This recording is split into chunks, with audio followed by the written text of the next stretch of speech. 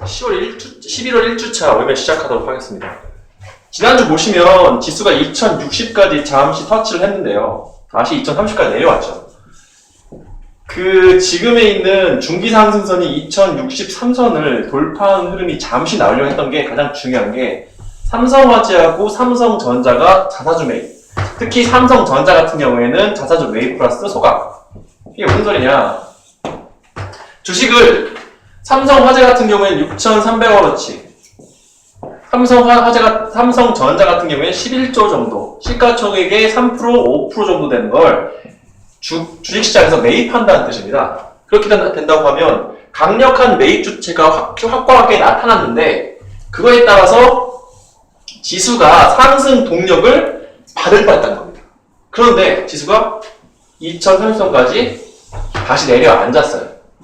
10월 마지막. 물론 10월 전체를 통틀어 봤을 땐 상승이지만 이렇게 단기간에 강력한 이벤트 이슈가 발생을 했는데도 하락했다는 것은 지수가 지금 상승할 수 있는 전체 동력들이 소진되고 있다는 반증입니다.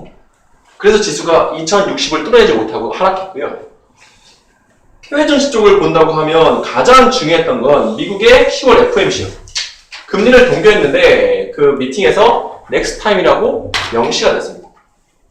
그러면 12월 금리 인상이 유력하게 됩니다. 12월을 금리 인상하지 않을 수가 없는 게 이건 미국의 연방준비위원회 FRB의 신뢰성에 문제가 있기 때문에 무조건 금리 인상을 할 수밖에 없는 상황인 겁니다. 그리고 중국에서의 오중전회와 유럽의 지금 드라기 총재 이 시기에 경기 부양에 대한 언급과 경기 부양에 대한 의지가 확인됐고요. 그래서 해외 증시는 크게 나쁠 게 없이 한국의 삼성전자, 삼성화재, 삼성그룹주들 이제 이재용 체제로 넘어간 상태에서 그 자사주 매입이라는 호재가 발생했는데도 불구하고 2060선에서 돌파하지 못하고 다시 하락했다는 하락 조정이 발생을 하는. 그래서 지수가 2050에서 상당히 망설이는 형태가 계속되고 있다는 겁니다. 이번 주는 확고하게 말씀드리는데 상승은 이제 끝났습니다.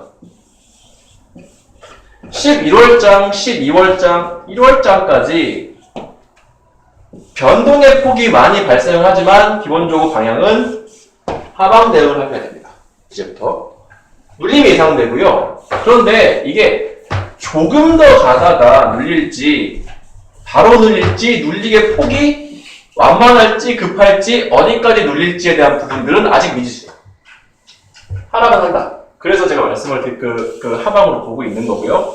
하락의 가장 큰 이유는 처음에 대형주들이 1800에서 250포인트가 상승했다.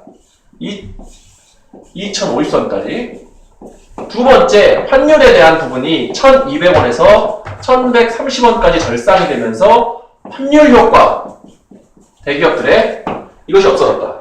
세 번째, 3분기 실적들이 현대차, 기아차를 필두로 차와 삼성전자가 끌어줬는데 나머지들이 크게 호응한 게 없었다 라고 하는 것들이 지금에 있는 상승 이슈들이 다 소멸했다는 겁니다. 그래서 저희가 지금 어떻게 포지션을 갖고 가냐면 인버스 ETF, 하락할 때 수익이 나는 ETF로 포지션을 100% 가지고 갑니다. 눌림이 어디까지 올지, 언제부터 눌릴지, 또 폭이 얼마나 될지 기간에 대해서는 아직까지 정해진 바가 없습니다. 하지만 지금 상태의 장세는 이런 단기 이슈가 좋게 발생을 했는데도 불구하고 상승 못했다는 것은 하락입니다. 단호하게 말씀드릴 수 있고요. 이 하락에서, 이 인버스 포지션에서 싸게 살 수 있는 것. 또 그리고 지금에 있는 11월, 12월, 1월 이때마다 하락 이유들을 말씀드리겠지만 변동성이 커지고 연말 장세와 1월 장세에도 하락한 이유가 있습니다. 이 부분도 나중에 말씀을 드릴 거고요. 하지만 전반적인 거는 이제부터 하락장이 시작되는구나 라고 해서 조심하셔야 된다.